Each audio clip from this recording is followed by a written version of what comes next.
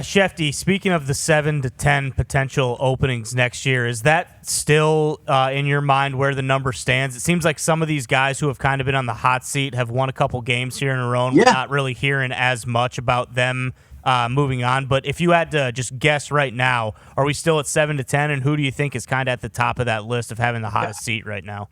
Yeah, I'm guessing at the lower end of that now. And these things shift all the time because the Bears have been winning. We've seen them come on.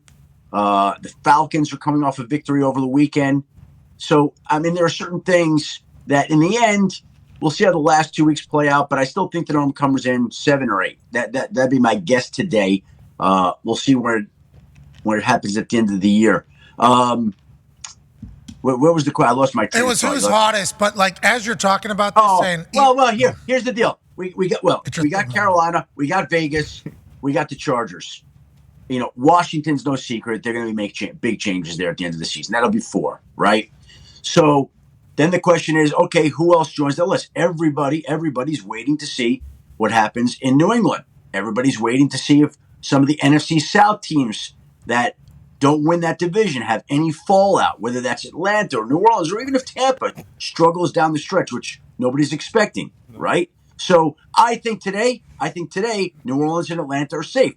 What happens if they go 0-2 down the stretch? Things change. I think today, Chicago, Matt Eberflus, has played himself into a situation where he could be retained. What if they go 0-2 down the stretch? Right? So what was the expression? I wrote it down. Somebody said to me, yes, jobs are won and lost in December. And that is true when it comes to head coaching jobs. Yeah. Jobs are won and lost. Some guys have been winning them in the last few weeks.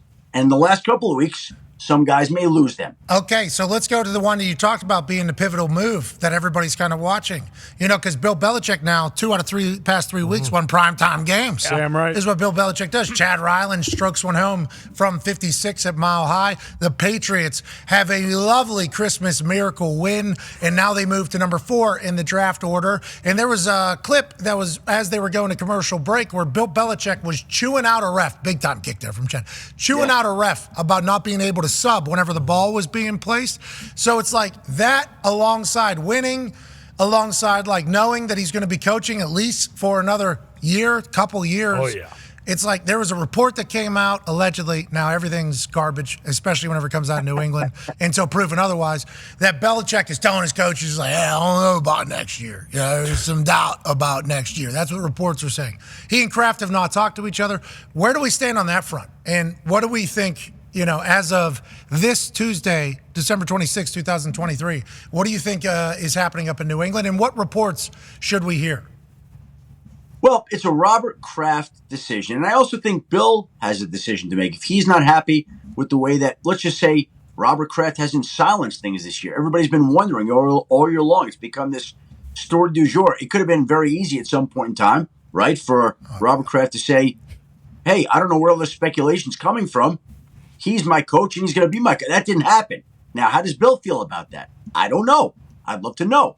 So I think there are two men, Robert Kraft and Bill Belichick, who have to sit down and figure out, okay, is this something we want to salvage? Now, if Robert Kraft has already decided that it's his franchise, he's taking it back, he's moving on, it doesn't matter what Bill says, and there's not a lot to talk about. And maybe Robert Kraft is going to go that direction. We don't know. Or maybe Bill wants to go that direction. We don't know that. Or maybe they sit down and figure out, okay, we're going to mutually break up. There's a few different solutions to this. We all know that there is uncertainty surrounding whether or not he's back. Again, if you're New England, you say, well, who are we going to get as a head coach that is going to be better than Bill Belichick? Nobody. But, again, they've been together so long, it might just be that Robert Kraft wants to go to somebody else. We don't know what he's thinking right now.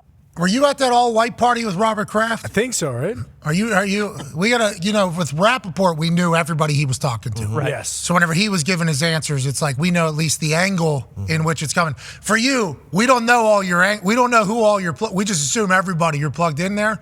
But it's like you're just as open as we are. You're just like, yeah, we have no idea. It could be this, could be this, could be that. Is it being that tightly guarded, you think? Or is Kraft? Well, here's the deal. I don't think Bill knows right now what is going to happen.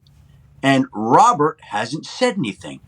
And I remember speaking to somebody, I'm like, to one of these reports, one of the many reports that's come out throughout the course of the year about their future, asking somebody, and they're like, how can that be when Robert and Jonathan haven't said anything to anybody? Now, again, maybe Robert Kraft said to one of his friends, you know what? I'm sick of Bill. I'm moving on from him. I personally have a hard time believing that Robert Kraft has shared his feelings on Bill Belichick's future with somebody before he sits down and talks to Bill himself. What? That's my own opinion. I could be wrong about that. Okay. Right. So now, none of us some know people anything. may be reading. You don't some say. people may be reading his body language and signs. We saw that video that one time of there was a handshake where Bill and Robert were in a line, and there was it was like the Patriots Friday night dinner where they were putting some people in their Ring of Fame, and there was a lot of warmth between Robert and some of the other, and then Bill and Robert, not quite as much as the others. Like, that's a real thing. Again, I think they have to sit down and have an honest, frank discussion about what each wants. But I don't believe that Robert Kraft has shared with people around the office or in the organization or others, you know what? I'm moving on from Bill, or I'm doing this with Bill.